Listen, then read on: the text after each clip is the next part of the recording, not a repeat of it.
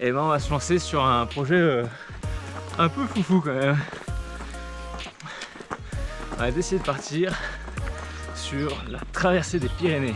Ouais, traverser les Pyrénées, de l'océan, de Saint-Jean-de-Luz jusqu'à la Méditerranée. Voilà, donc de part en part, de l'ouest à l'est.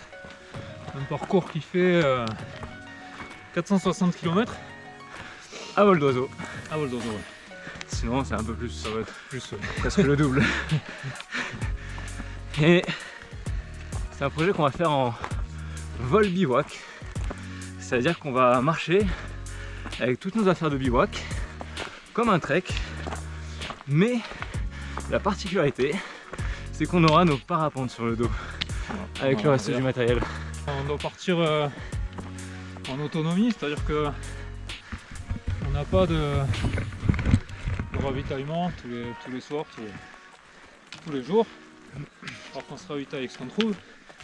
Donc il faut partir, comme il a dit, avec le matériel de bivouac et aussi de l'eau, de la nourriture. Donc du coup là Anthony, toi t'es à peu près à combien de kilos sur le dos? Donc le jour du départ, j'ai calculé on va avoir un sac autour des 16-18 kg maximum.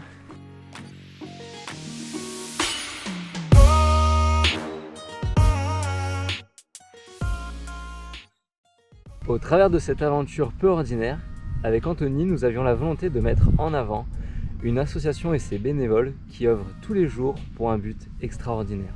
Cette association, elle se nomme Chrysalide et elle a pour objectif d'accompagner des enfants et des adolescents atteints de troubles du neurodéveloppement.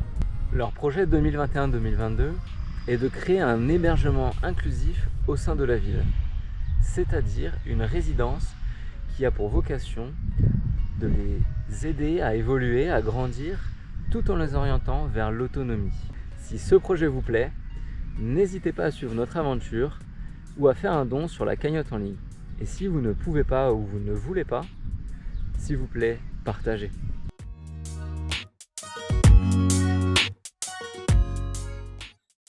Alors pour ceux qui se demandent comment ça fonctionne un peu le parapente, eh ben c'est assez simple.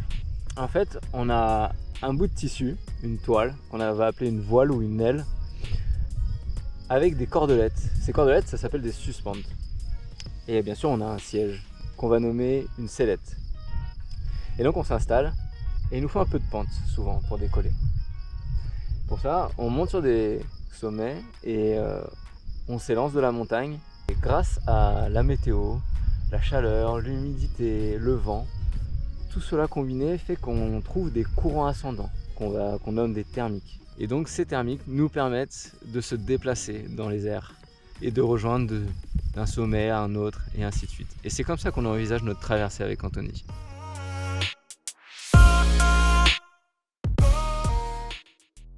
Donc voilà, on vous en avait pas parlé, mais c'est vrai que dans ce genre d'aventure, parfois il peut y avoir des moments où les conditions se renforcent, où ça devient un peu dangereux pour nous.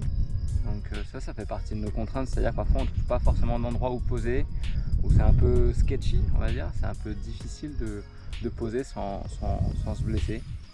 C'est des choses qui arrivent, mais en tout cas, nous, tout ce qu'on espère, c'est pouvoir vous partager des moments inoubliables, des paysages incroyables et qui vous donneront envie de bouger, de sortir, de venir voir nos belles Pyrénées, de rencontrer des endroits où presque pas grand monde ne va, où personne ne va.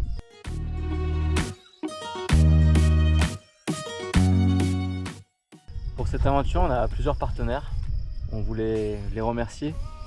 Donc du coup, nous avons Foulé Bayonne qui me soutient déjà depuis un moment et Je remercie Kevin et Emily, ainsi que Adrien bien entendu. Nous avons aussi Cédric avec Sport Track Live, qui est une application qui vous permettra de nous suivre en temps réel, en live.